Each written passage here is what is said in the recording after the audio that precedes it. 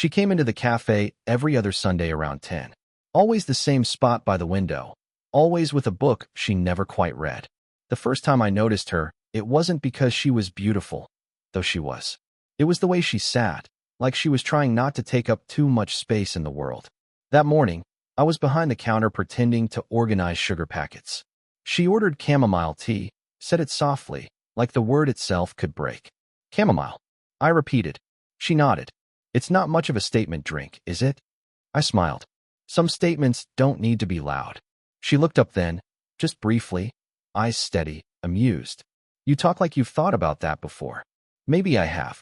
Maybe, she said, and turned away with a half smile. Weeks passed like that. She came, and I served her tea. Sometimes she'd ask about a book I was reading behind the counter. Sometimes she wouldn't speak at all, just offer a small nod before sitting down. Once, I told her she had the same handwriting as my literature professor. She laughed, the first time I'd really heard her laugh, and said, "Maybe that means I'm old enough to grade your papers. Only if you promise to go easy on me." She didn't answer, but her eyes lingered a little longer than usual. There were days when I'd open my phone, type out a message I never sent. "You forgot your book today." Or, "That tea's getting cold again." My thumb would hover above send, then stop. She was always just across the street, her window facing mine. I'd catch glimpses sometimes, her adjusting curtains, reading under warm lamplight. It wasn't an obsession. It was presence, like noticing a song that keeps returning in random places. That Sunday, she stayed longer than usual. Rain started tapping against the glass, soft but steady. The cafe was quiet, just the sound of pages turning and the hum of the espresso machine. She folded her napkin twice, perfectly aligned, then flattened it with her palm. "Do you ever get tired of people calling you boy?" she asked suddenly. The question caught me. "Sometimes." "What?" She shrugged, eyes still on the napkin. "Because that's what you are. Just another boy from next door." I didn't say anything. She looked up then, studying my face, really looking. Like she was searching for something she hadn't noticed before. And for a second, I wanted to say it. That she made every quiet morning feel heavier in my chest. That I couldn't remember the last time someone's silence felt this full. But I didn't. I just said, "Maybe I'll grow out of that title." She smiled, small but real. Maybe. When she left, the chair stayed warm for a moment. I wiped the table slower than I needed to. Later that night, I was closing the register when my phone buzzed, an unknown number. The message read, "You forgot to lock the window. I can see the light from here." I stared at it for a long time. My window faced hers. Through the glass, her light was still on. She wasn't reading. She was looking out. And for the first time, it didn't feel like she saw a boy. It felt like she saw me. The next time I saw her, she was carrying a stack of old books. She stopped when she saw me on the sidewalk. "Careful," I said, reaching to steady them. She hesitated, then let me take a few. Our fingers brushed. A small, accidental touch, but it stayed longer than it should have. "They're for donation," she said, trying to make the house feel lighter. "Or emptier," I said without thinking. She looked at me, then smiled faintly. "You always notice the wrong details." We walked the short distance to her porch in silence. The kind of quiet that says too much. When I set the books down, I noticed one of them. The cover faded, a name scrawled on the inside. "Your husband's." She paused at the doorway. "X." The word came out flat, practiced. He liked to collect things he didn't finish. Something in her tone made me want to ask more, but I didn't. She held the door half open, an invitation or just habit, I couldn't tell. "Come in for tea," she said after a beat. The house smelled like rain and something floral. She moved around quietly, setting 2 cups on the table. "Your shift today?" "Later," I said. "Figured I'd help you finish lightening the place first."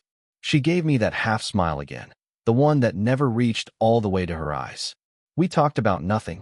The weather, the neighbor's new dog, a movie neither of us had time to see. Between sentences, there were pauses that grew heavier.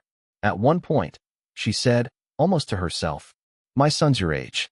You two even have the same way of avoiding eye contact when you're unsure." I laughed quietly. Maybe we learned from the same teacher. Her gaze flicked toward me, soft, unreadable. Maybe. When she reached across to pour more tea, her bracelet slid down her wrist. I noticed the small scar beneath it, a thin white line against her skin. "What happened there?" She looked down, then shrugged. "Kitchen accident. Years ago." He said I was careless. I didn't ask who he was. The kettle clicked off. She didn't move. Neither did I. Outside, rain began again, light against the window. She finally spoke. You should go before it gets heavier. I stood, but my feet didn't move right away. Do you ever feel like something's trying to start, and both people are too afraid to let it? Her eyes met mine for the briefest second, and that was enough. Every day, she said. When I turned to leave, she followed me to the door. Just before I stepped out, she reached for the sleeve of my jacket, brushed off a bit of dust that wasn't really there. It wasn't much. Just her fingers on fabric, a gesture small enough to deny, but heavy enough to remember. I don't know why that moment stayed with me. Maybe because it felt like someone finally saw me. She hadn't come by the cafe in a week. No chamomile tea. No quiet presence by the window. I told myself it didn't matter, people get busy. But every time the door opened, I looked up too quickly. Then one afternoon, I saw her through the glass, standing outside in the drizzle, umbrella half open, deciding whether to come in. When she finally did, she looked different. Tired maybe, or just elsewhere. You disappeared, I said softly. She smiled, but her voice was thin. Sometimes people need to disappear for a bit. I wanted to ask why, but her eyes said don't. She sat at her usual spot. I brought her tea before she asked. Still chamomile, I said. Still trying to read minds? She replied. But the warmth in her tone had softened. We talked about nothing again. Half sentences, pauses too long to fill. At one point, she reached for her cup and missed slightly, her hand shaking just enough for me to notice. Are you okay? Just tired, she said. Didn't sleep much. Then, quieter. Dreams are noisy lately. Something inside me wanted to reach across the table, steady her hand. But I didn't. I just nodded, pretending to understand. The bell above the door rang again. My friend Ethan walked in, calling my name too loudly. Dude, you off soon? He stopped mid-sentence, noticing her. Then me. Then her again. Oh, sorry. Didn't realize you were with someone. She glanced up briefly. He's not with anyone, she said, voice calm but clipped. Ethan grinned, awkward. Right. Got it. See you later, man. When he left, the silence came back, sharper this time. I tried to break it. He's harmless. Just don't think before he speaks. She was stirring her tea, eyes on the slow circles. It's not him I'm worried about, she murmured. Rain picked up outside. She looked out the window, her reflection trembling in the glass. You shouldn't spend so much time talking to women twice your age, she said suddenly. Why not? Because one day, one of them might forget that you're still learning how the world works. Her words landed somewhere between warning and apology. I don't feel like a student around you, I said quietly. She looked at me then, really looked. The kind of look that fills every quiet space inside your chest. Her breath caught, just slightly. Her hand brushed mine on the table, not deliberate, not accidental either. We both froze. Her phone buzzed, a call lighting up the screen. She glanced at it, didn't answer. Then, without looking up, said, You should lock the cafe early tonight. Rain's not stopping. I wanted to ask what she meant, if she was inviting me or warning me away. But she was already standing, coat in hand, eyes distant again. Good night, she said. And before I could find the words, she was gone, leaving the scent of chamomile and something unfinished in the air. Sometimes I think if that call hadn't come, the silence between us would have broken. And maybe something else would have. I found her on the park bench that evening. The street lamps were low, orange halos in the mist, and the city felt too quiet. She wasn't alone. A man I didn't recognize, maybe her age. They talked in low voices, smiles too easy. I stopped a few feet away, pretending to tie my shoe, listening. Jealousy twisted inside me before I even realized it. Not a loud kind, just a quiet, creeping ache. She saw me. She didn't wave. The man left moments later, and she sat back on the bench, shoulders tense, as if the air itself had been heavier in his presence. You waited? She asked, voice almost too casual. My words faltered. Couldn't say what I felt. Couldn't admit it without sounding foolish. She looked at me for longer than usual. You're quiet tonight.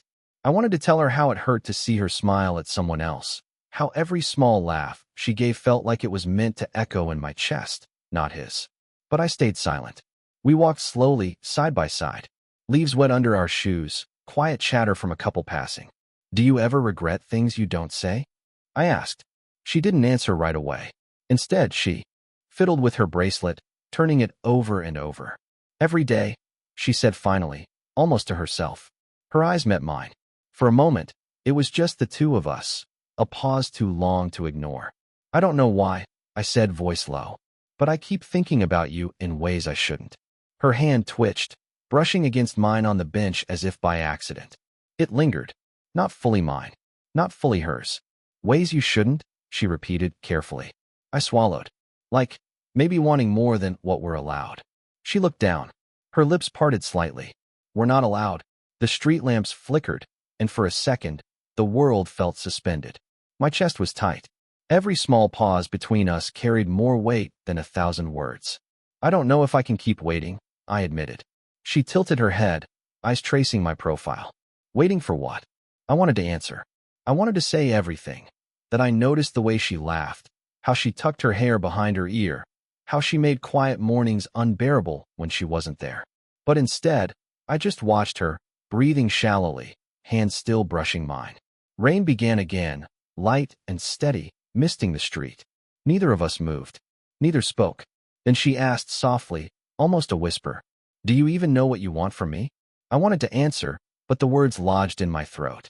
I didn't. And in that silence, everything hovered. The almost confession, the near touch, the risk of everything breaking. Waiting for one move to change everything. The following week, she didn't come by the cafe. I waited. Sat at my usual spot, watched the door. Nothing. Not even a shadow passing outside. When I went to check her mailbox on the street, it was empty, like she hadn't left anything behind at all. Then came the text. Not from her usual number, but a blocked one. "I can't. Not right now. He comes back tomorrow." I stared at it, phone trembling slightly in my hand. Memories I hadn't touched, stray comments. About an ex, passing mentions of her son, flickered back. I hadn't known, hadn't asked. The cafe felt quieter. Orders came and went, but my mind replayed her smile from the bench, the way her fingers lingered on mine, the soft ache of almost touching. A few days later, I went to the park, the bench where we'd almost said too much. Empty. Rain-damp leaves glistened, but no trace of her. I imagined her there, talking to him, laughing, leaning too close. Something I shouldn't see. I wanted to text her, write something, anything. "Do you even think of me?" But my thumb hovered. Couldn't send it. Couldn't ask. Then came the briefest of glimpses, through the cafe window. She walked past, umbrella tucked, eyes forward, expression neutral. No glance. No nod. Just passing by, like a stranger. I stayed behind the counter, pretending to stack cups, pretending the ache wasn't there. The week stretched, each day like a muted echo. I caught myself rereading her old texts, the tiny jokes, the small confessions, the moments that felt larger than life. And then I realized, I hadn't felt heartbroken. I hadn't even felt loss. I felt paused, like life forgot to finish the sentence. Her absence grew heavier than her presence ever did. I noticed the empty chair at the cafe, the teacup she never left behind, the small, inconsequential half-step she always took when leaving, now missing. Messages unsent, doors not knocked on, benches never revisited, all piling quietly inside me. Somewhere, she was somewhere else. I didn't know if she thought of me, or if the brush of fingers, the rain that night, had meant nothing at all. I poured chamomile tea into a cup, then set it aside. Not for anyone, just because it felt like the right thing to do. Outside, the streetlights blinked, rain settling into the cracks of the pavement. Nothing moved. Nothing called. Just the quiet, the waiting, the pause. And me, wondering if she would ever return, or if I would ever know what this almost love had been. She was at the cafe that morning, but it didn't feel like before. No window seat. No folded napkins. Just her, hunched slightly over a cup of black coffee, eyes distant. I hesitated at the door, watching her stir, listening to the quiet scrape of the spoon against the cup. "Morning," I said finally. She looked up. Pause. Recognition, but tempered. "Morning," she replied. I stayed near the counter. Everything felt loud. The hum of the espresso machine, the clatter of cups. "You came," she said after a while, not asking, just stating. I didn't know if I should, I admitted. She didn't respond.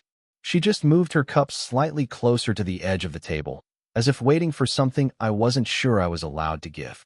Later, I found myself helping her close up for the day. The cafe is quiet except for our footsteps on the tile. She leaned against the counter, shoulders tense. I noticed a small line of worry etched between her brows. You shouldn't have come, she said softly. Maybe I shouldn't have stayed away either, I said. Her eyes flicked toward mine, holding for a second too long. I wanted to say so many things about the bench, the rain, the almost touch, the waiting, the pause. But I didn't. Not all of it. Just enough. I've been thinking, I said, voice low, about us. About how quiet it's been, how loud it's been inside me. Her lips parted slightly, eyes wide enough to let me see the weight she'd been carrying. I didn't know if I could. I moved a step closer, careful. Not too close.